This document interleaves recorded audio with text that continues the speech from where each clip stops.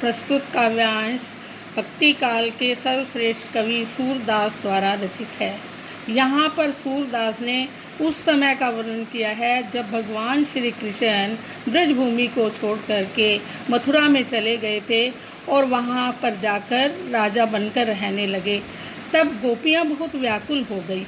उन गोपियों को संतुष्ट करने के लिए भगवान श्री कृष्ण ने उद्धव को उनके पास संदेश देने के लिए भेजा।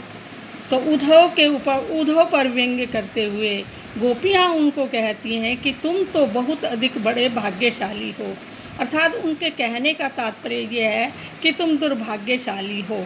अपरस रहत स्नेह तगाते, और तुम तो जो है किसी प्रकार से भी भगवान के स्नेह रूपी बंधन में नहीं बंधे हो, और ना ही मन अनुरागी, और ना ही तुम्हारा मन जो है किसी प्रकार से उनके प्रेम में बंधा है। पुरैन पात रहत जल भीतर, जिस प्रकार से कमल का पत्ता जल के अंदर रहता है परंतु उसके ऊपर पानी का बिल्कुल भी स्पर्श नहीं होता है, वह कमल का पत्ता चिकना होता है जिसके कारण से उसके ऊपर पानी का स्पर्श नहीं होता। और दूसरा उदाहरण देते हुए कवि सूरदास जी कहते हैं कि जिस प्रकार से तेल से भरी हुई गागर को यदि पानी में डाल दिया जाए तो उसके ऊपर पानी की एक भी बूंद नहीं ठहरती, उसी प्रकार से तुम भी कमल के पत्ते और तेल की गागर की तरह से चिकने घड़े हो। तुम्हारे ऊपर भी भगवान श्री कृष्ण के प्रेम का कोई प्रभाव नहीं पड़ा। प्रीति नदी में पाँव न बोरो, और हमें तो तुम्हें देखकर ऐसे लगता है कि जैसे तुमने प्रेम रूपी नदी में कभी पाँव ही नहीं डुबोया हो। दृष्टि न रूप परागी, और तुम भगवान श्री कृष्ण के रूप सौंदर्य पर कभी भी अनुरक्त नहीं हुए हो। सूरदास अबला हम बोरी, तो गोपियाँ अपने आप को अबला, दुर्बल, कमज़ोर और भोली भाली बताती हैं, और इसी के साथ ही वो अपनी एक चींटी से तुलना करते हुए कहते हैं कि जिस प्रकार से एक चींटी गुड़ को नहीं छोड़ती और उसके ऊपर अपने प्राण न्यौछावर कर देती है, उसी प्रकार से हम भी भगवान श्री कृष्ण के प्रेम में से युक्त हैं और हम भी उनके बिना जीवित नहीं रह सकती। तो यहाँ पर कवि ने जो है गोपियों के भगवान श्री कृष्ण के प्रति अनन्य प्रेम को प्रकट किया है। शिल्प सौंदर्य, श्रृंगार रस का वर्णन है, माधुर्य गुण है, अनेक अलंकारों का प्रयोग किया गया है, जैसे कि पुरैन पात में अनुप्रास, ज्यों जल माँ तेल की गागरी में उत्प्रेक्षा, प्रीति नदी में रूपक अलंकार, और गुर चाटी ज्यों पागी में उपमा अलंकार, उधो तुम हो अति बड़भागी में वक्रोक्ति अलंकार। इस प्रकार से अनेक प्रकार के अलंकारों का प्रयोग किया गया है। ब्रज भाषा का प्रयोग है, माधुर्य गुण है, शब्द चयन बड़ा सार्थक सटीक है, गेय शैली का प्रयोग किया गया है।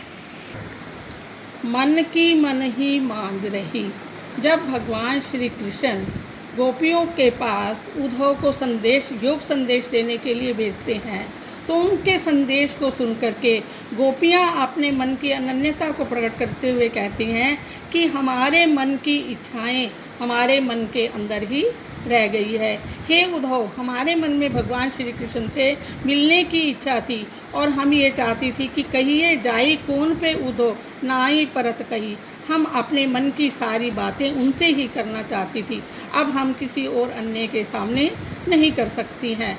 अवधि आधार आस आवन की तन मन विथा सही, और हमने जो है उनके आने का अपने मन के अंदर इंतज़ार किया था और इसी कारण से हम विरह अग्नि में जलती रही, परंतु अब तक भगवान श्री कृष्ण नहीं आए और उन्होंने उसके बदले अब हमारे पास जो है योग संदेश भेज दिया, जिस संदेश को सुन करके अब हम जो पहले ही विरहिणी थी, अभागिनी थी, उनकी विरह अग्नि में अब जलने लगी हैं।